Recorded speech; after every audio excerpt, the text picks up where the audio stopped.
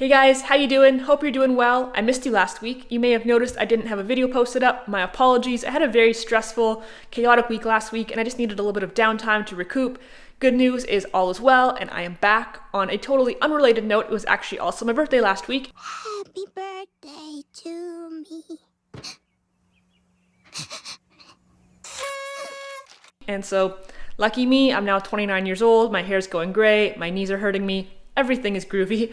With all of that said, in today's video, we're going to be talking about 3 important questions you should be asking yourself, which will completely change your mindset about money by allowing you to look at things through more of a minimalist, intentionalist lens and to really think about what you value most in life. You will actually be able to save so much money just with this simple mindset shift. Money is such a complicated thing. While it can't specifically buy us happiness directly, it can absolutely buy us freedom from a lot of the things that make us unhappy and give us the opportunity to pursue things that we're passionate about and that make us feel fulfilled. And let's be honest, that may not be your job, and that's totally okay. So let's get into the video and let's see how we can think about money a little bit differently.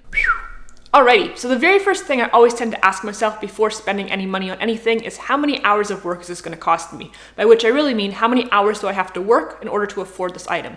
If you're about to buy something for $100, ask yourself how many hours you have to work to earn $100, and then ask yourself if you would be willing to work that many hours just for that one thing you're about to buy. The answer might be yes, and that's fair enough, but for me personally, as somebody who doesn't particularly love working overall, the answer is often no. The idea of working 3 hours or 4 hours or 5 hours or a day or a week in order to afford one particular thing is pretty unappealing to me in most cases. The interesting thing about this mindset is that it puts a real tangibility to our money. It's very easy just to tap a credit card and just see a number on the screen and not think much of it. But the truth is that every dollar we spend, we actually have to earn through our labor. And so when you can connect those two ideas together, it really allows you to think hard about whether or not the money you're about to spend is worth it to you and if it's something that you're willing to actually work for. And again, maybe the answer is yes, but for me, the answer is often no. The second question you should try to ask yourself is how much is this going to cost me on a per use basis? What I mean by that is how many uses are you going to get out of the item and therefore how much is each use going to cost you? For example, let's say you were to buy a jacket for $100. If you wore that jacket twice, it cost you $50 every time you wore that jacket. That's very expensive. However, if you wore that jacket 200 times, then it only cost you 50 cents each time you wore it, and that's a lot more reasonable. Clothing is one good example, but really you can apply this mindset to absolutely anything. It's very easy to see things that you've bought as money spent. Okay, well, I bought this item at that time, I spent the money's gone, and now this item is mine and it's free to use.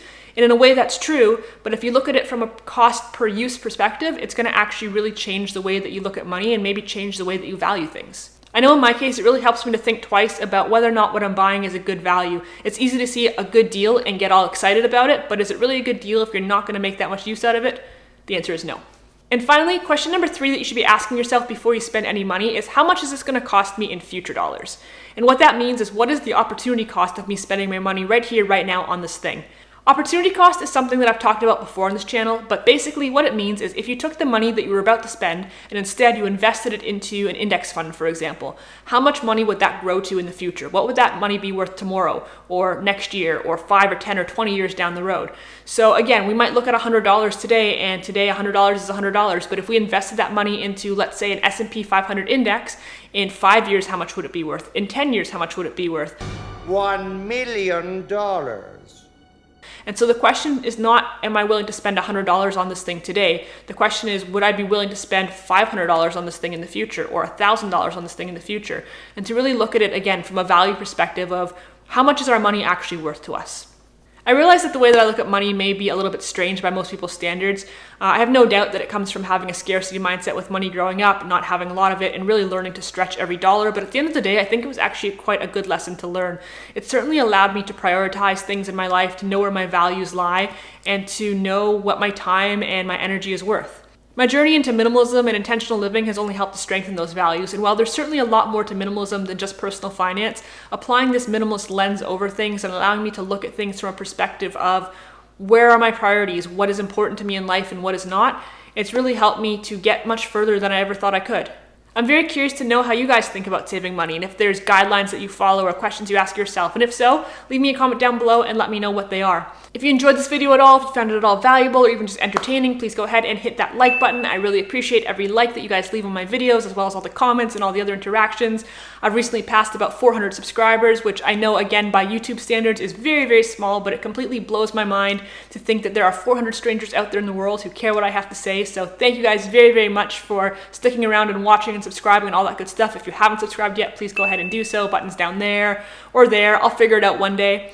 If you have any questions about anything that I talked about in this video or anything else at all, feel free to leave them in the comment section down below. Speaking of questions, I am planning, once I hit the 500 subscriber mark, to do a Q&A or an AMA or whatever you want to call it. If there's any questions you want me to address when the time comes, feel free to drop those in the comment section down below as well. You can ask me about anything, minimalism, personal finance, personal stuff, whatever you want.